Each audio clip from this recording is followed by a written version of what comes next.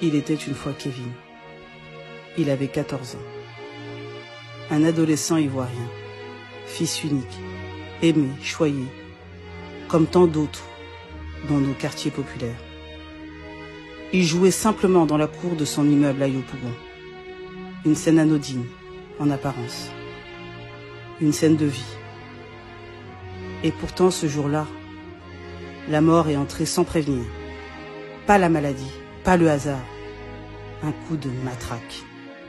Un geste répété jusqu'à l'irréparable.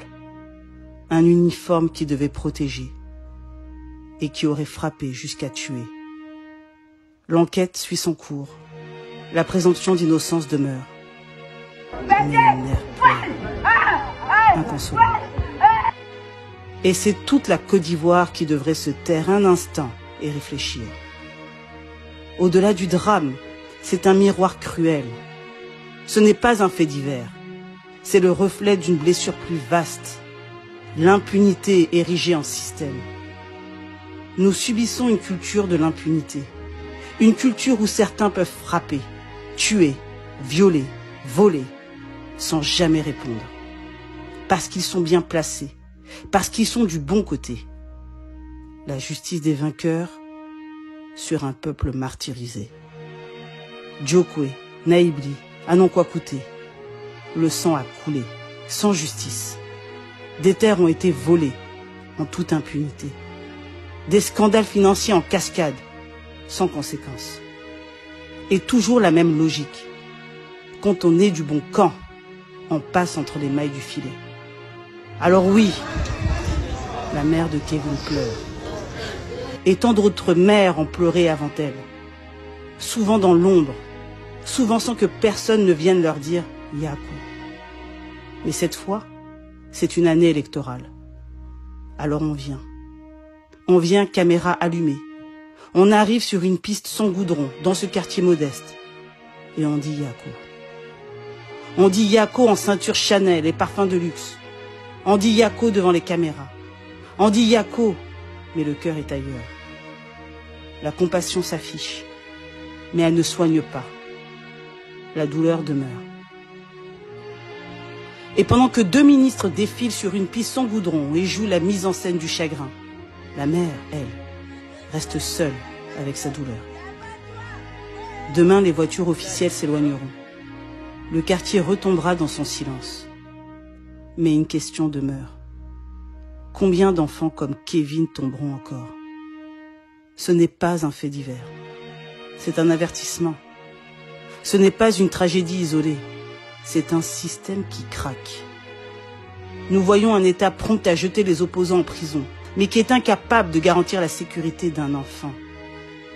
Il est temps de demander pour qui il gouverne, dans l'intérêt de qui. En fait, ils nous ont déjà répondu. Rappelez-vous, il y a quelques jours, un ancien Premier ministre suppliait pour un 4e mandat. Ne vous laissez pas. Et si vous ne voulez pas le faire pour nous, pardon, faites à cause de Allah. À cause de Dieu? Vraiment? En tout cas, pas pour le peuple. Pas dans l'intérêt du peuple. Alors oui, parce que ce drame est sous les projecteurs, la justice ira sans doute à son terme. Mais il y a combien de Kevin hors caméra? Il y a combien de mères qui pleurent dans l'ombre? Il était une fois Kevin, dans le pays qu'on dit émergent. Aujourd'hui, Kevin n'est plus. Et ceci n'est pas une histoire. C'est la réalité nue, cruelle et douloureuse. Et pour changer tout ça, nul besoin de selfies, de comptes Facebook, d'armées ou de mercenaires du net payés pour faire passer l'enfer pour un paradis. Il nous faudra commencer par dire la vérité, toute la vérité. Il nous faut la vérité des faits. La vérité pour chaque victime. La vérité d'une justice qui ne choisit pas ses dossiers. Il nous faudra mettre fin à la propagande 2.0 du tout va bien pour regarder la réalité en face et mettre fin au règne de l'impunité. Oui, il nous faut en finir avec l'impunité par le courage politique, par des institutions qui protègent avant de punir, par le respect absolu de la vie. Il était une fois? Non. Il est encore une fois. Et c'est déjà trop.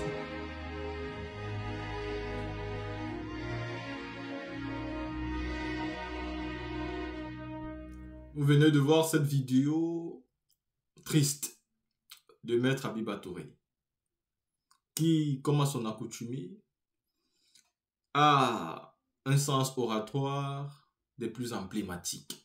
Quand elle prend une chose et décide de faire un film avec, peu importe qui vous êtes, ça vous remobilise, ça vous donne le courage de combattre. Avec ça, est-ce que vous ne comprenez toujours pas pourquoi trop c'est trop est une nécessité? Tout le monde doit se battre. Quand on voit une ministre qui part d'Iyako à une famille qui a perdu un enfant, mais comme ceinture, elle met Chanel, et sur elle, elle ne porte que des vêtements de marque, on comprend tout de suite comment on vit dans deux mondes différents. Il y a ceux qui sont là, et il y a les autres qui sont là. Quand on va dire Yako à une famille qui a perdu un enfant, on essaye d'avoir des habillements un peu moins luxueux. Parce que dans votre style d'habillement, Madame la ministre, ça s'apparente comme une moquerie, comme une joie, un peu comme si vous vous en foutez. Vous venez avec des voitures, vous voyez la situation et vous repartez. Vous laissez cette famille dans le vide. Les pleurs et encore des pleurs. Petit Kevin est parti. Avec son avenir, il pleure la tête. Les espoirs d'une famille qui voyait un jeune homme qui est en train de réussir tout doucement dans ses classes. Et qui bientôt serait universitaire, peut-être un prodige pour sa famille. Il a été ôté à la vie par un homme en tenue, sous Alassane Ouattara. Car lui, il a dit aux hommes en tenue, tant que vous martyrisez le peuple, rien ne vous arrivera. Oui, c'est sous Alassane Ouattara que les gens meurent tous les jours. Là, il me faut peut-être qu'on se dise quelque chose. Lors du congrès du RHDP, est-ce que vous savez que le RHDP a eu 4 morts lors de son congrès? Monsieur Ouattara, avec lui, il y a toujours les morts. Il est au pouvoir, il a l'État, il a tout ce qu'il faut. Il fait un congrès, mais 4 personnes décèdent. Il y a des accidents et des gens meurent, d'autres se brûlent, calcinés, sous Alassane Ouattara. Et oui, et quand il passe sur les plateaux, il parle de tout sauf de ça. Il s'en fout de tous ceux qui sont décédés. Il n'en parle pas. Ce n'est pas eux qui donnent un mot. Ils sont morts, tant pis pour eux. Et le RHDP continue. Voyez-vous, avec Ouattara, il y aura toujours des morts. L'opposition fait des manifestations, il envoie des gens faire le désordre. Lui-même, il fait ses manifestations, il n'y a personne, mais les gens meurent quand même. Quand il est dans l'opposition, il tue tous les jours. Il vient au pouvoir, il continue à tuer. C'est ça, M. Alassane Ouattara. Et c'est cette gouvernance que nous dénonçons. Nous n'en voulons plus de ça. Elle donne trop de peine. Elle fait pleurer et elle fait souffrir toutes les familles en Côte d'Ivoire. Il faut lutter pour que le rapport de force puisse exister. Il faut lutter pour qu'on ait d'autres espoirs. L'espérance, elle est là. La Côte d'Ivoire a été sauvée. Elle est là aujourd'hui. Et les enfants de la Côte d'Ivoire ensemble peuvent se mettre pour changer, n'est-ce pas, l'image de cette Côte d'Ivoire. Nous n'avons pas à regarder les intérêts personnels.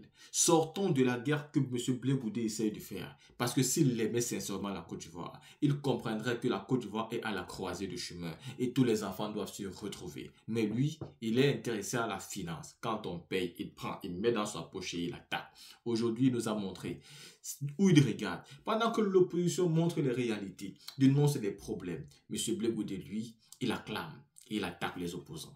Qu'est-ce que vous voulez qu'on vous dise? En 2019, alors que le président Laurent Gbagbo refusait de rencontrer Soro Guillaume, c'est M. Blé Goudé qui, lui, rencontrait Soro Guillaume à La Haye. Il faisait des photos, faisait des communiqués après. Il était très heureux. Aujourd'hui, 6 ans plus tard, quand le président Laurent Gbagbo parle avec Soro, ça fait mal à Blé Goudé. Alors que le président Soro, encore à La Haye, refusait de rencontrer Soro. M. Blé Goudé, lui, rencontrait déjà Soro.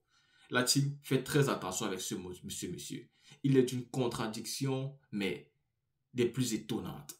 Ceux qui font encore confiance à ce monsieur, un jour, vous serez extrêmement déçus.